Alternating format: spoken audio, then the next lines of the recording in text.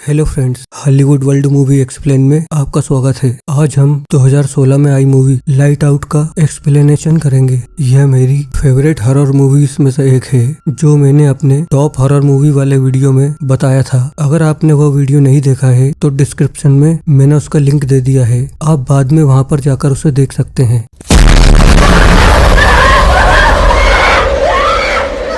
इस मूवी को डेविड सेंडबर्ग ने डायरेक्ट किया है। ये फिल्म 2013 में आई एक शॉर्ट फिल्म लाइट आउट पर ही बेस्ड है और उसके डायरेक्टर भी डेविड सेंडबर्ग ही थे। तो चलिए स्टार्ट करते हैं।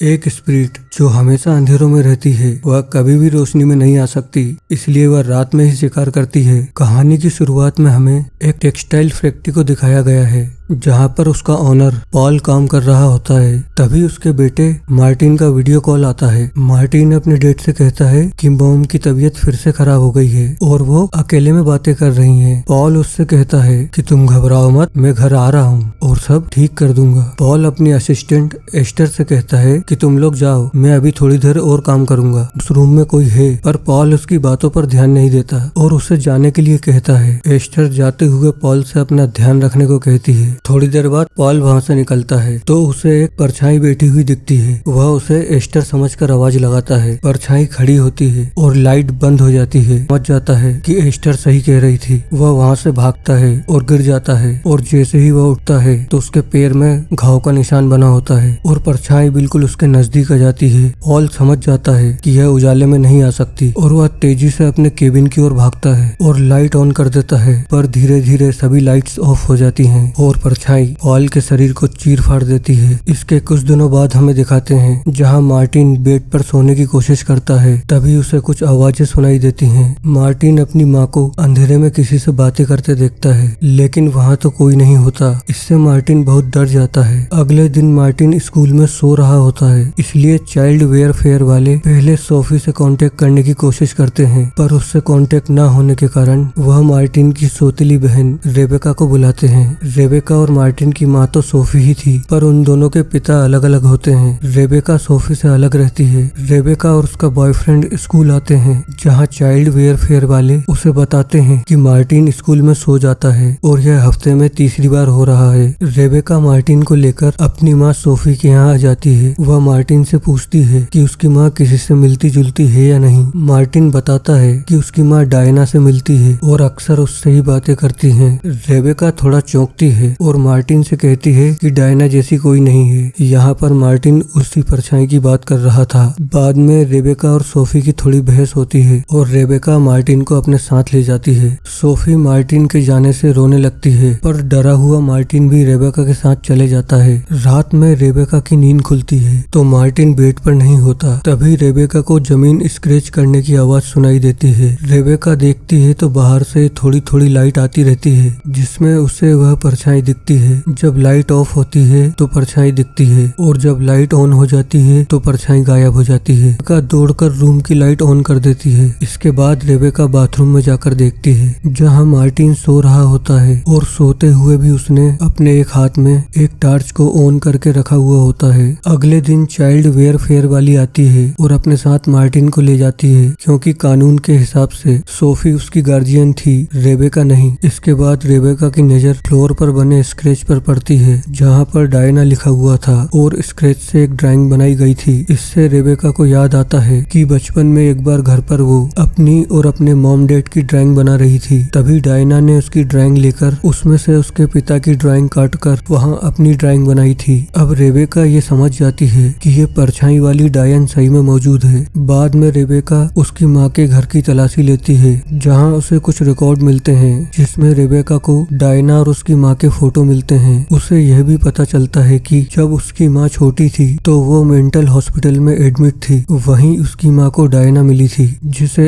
एक स्किन डिसीज थी, जिससे वह सूरज की रोशनी में नहीं आ सकती थी। सूरज की रोशनी में उसकी स्किन जलने लगती थी। वहीं पर सोफी और डायना की दोस्ती हो जाती है। वहाँ लोगों का का मानना था कि डायना लोगों के दिमाग पर नियंत्रण कर लेती थी। उसने अपने पिता के दिमाग पर नियंत्रण करके उन्हें सुसाइड करने पर मजबूर कर दिया था। इस हॉस्पिटल में एक एक्सपेरिमेंटल प्रोसेस के समय तेज रोशनी से डायना की मौत हो जाती है। रेबेका उस बॉक्स को लेकर अपने बॉयफ्रेंड के साथ वहां से निकल जाती है। बाद में सोफी मार्टिन के साथ घर आती है और मार्टिन से कहती है कि आज हम एंजॉय करेंगे, आज हम तीनों साथ में बैठकर मूवी देखेंगे। तभी मार्टिन डर जाता है और वो उसकी मॉम से कहता है कि मॉम सिर्फ हम दोनों जब मूवी देख रहे होते हैं तभी सोफी घर की लाइट्स बंद कर देती है और तभी वहाँ डायना आती है। मार्टिन डर जाता है। सोफी मार्टिन से कहती है कि डायना मेरी दोस्त है और वह हमारे साथ ही रहेगी, लेकिन मार्टिन बहुत डर जाता है और वह लाइट ऑन करके वहाँ से भाग जाता है। मार्टिन भागकर रिबेका के घर आ जाता है, जहाँ रिबेका ब्रेट के साथ डायना और सोफी के रिकॉर्ड की स्टडी कर रही थी। मार्टिन रिबेका को बताता है कि डायना रियल में है। रिबेका उससे कहती है कि वह जानती है और वह डायना और सोफी की सारी कहानी मार्टिन को बता देती है। वह कहती है कि हमें डायना से मॉम को बचाना होगा और उन्हें उनकी मेडिसिन देनी होगी, क्योंकि बिना मेडिसिन के मॉम मेंटली वीक होती है और तभी डायना उन पर हावी होती है। मार्टिन कहता है कि डायना ऐसा नहीं करने देगी, डैड ने भी ऐसा करने की कोशिश की थी, इसलिए डायना ने उन्हें मार दिया था। बाद में रिबेका मार्टिन और ब्रेट के साथ सोफी के घर जाती है। रिबेका अपनी मॉम से डायना के बारे में बात करती है। पहले तो सोफी डायना के होने से ही इनकार कर देती है, लेकिन जब रिबेका उनकी तस्वीर दिखाती है तब सोफी कहती है कि डायना मेरी दोस्त है, लेकिन वह यह मानने से इनकार कर देती है कि डायना मर चुकी है।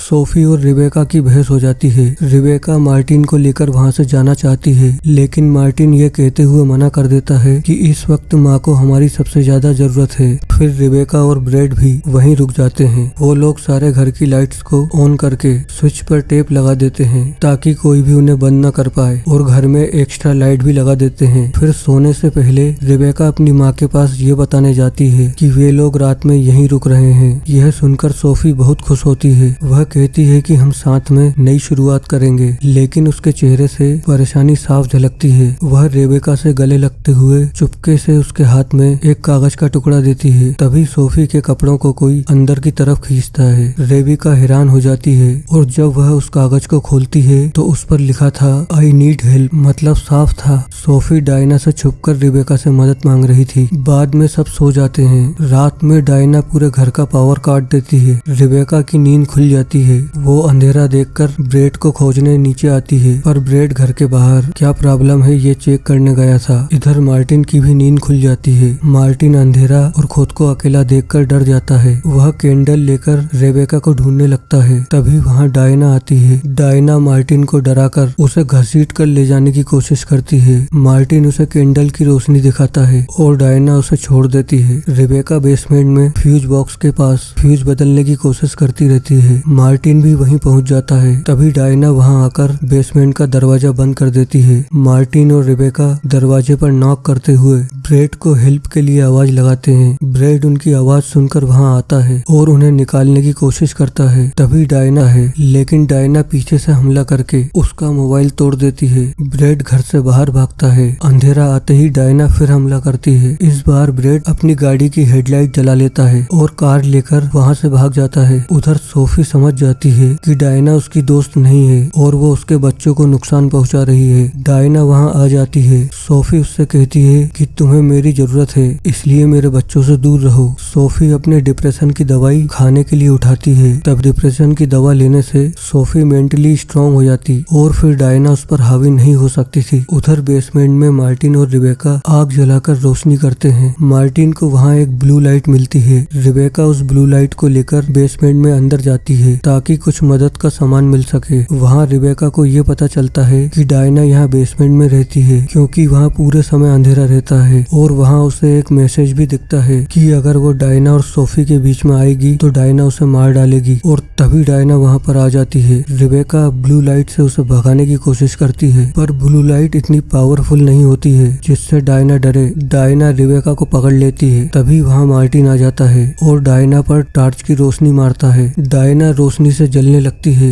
और वो रिबेका को छोड़ देती है। तभी वहाँ पर पुलिस सायरन की आवाज आने लगती है। रिबेका और मार्टिन बेसमेंट के दरवाजे पर आ जाते हैं। यहाँ पर ब्रेड दो पुलिस ऑफिसर्स को साथ लेकर आया हुआ होता है। पुलिस वाले ब्रेड को बाहर छोड़कर तोड़कर रिबेका और मार्टिन को बेसमेंट से बाहर निकालते हैं। तभी वहाँ डायना आ जाती है। रिबेका उनसे कहती है कि इस पर टार्च की रोशनी मारिए, पर पुलिस वाले उसकी बात नहीं समझते। फिर डायना एक एक करके उन दोनों पुलिस ऑफिसर्स को मार देती है। रिबेका ब्रेट को मार्टिन को बाहर ले जाने का कहकर सोफी के पास जाने लगती है। अब डायना रिबेका पर हमला करते हुए उससे कहती है कि वो उसे भी उसके पिता की तरह मार देगी। डायना ने ही रिबेका के पिता को मारा था ताकि सोफी और उसके बीच कोई भी आ न सके। इससे पहले कि डायना रिबेका को मार पाती, वहाँ पर सोफी आ जाती है और डायना की ओर गन तान कर कहती है कि मैंने कहा था कि मेरे बच्चों को नुकसान मत पहुँचाना। डायना कहती है कि इस गन से मुझे कुछ नहीं होगा। फिर सोफी मुस्कुराते हुए खुद को गोली मार देती है, क्योंकि डायना का मानसिक कनेक्शन सोफी से ही था और वो उसी की वजह से वहाँ थी। इसलिए सोफी के मरते ही डायना का अस्तित्व भी खत्म हो जाता है। सोफी ने अपने बच्चों के लिए अपना जीवन दे दिया था। बाद में वहाँ बहुत सारी पुलिस आ जाती है और ब्रेड, रिबेका और मार्टिन हमेशा साथ साथ रहने की बातें करते हैं और इसी के साथ ये मूवी समाप्त हो जाती है। ऐसे ही और एक्सप्लेनेशन देखने के लिए चैनल को सब्सक्राइब कीजिए और कमेंट कीजिए। Thank you.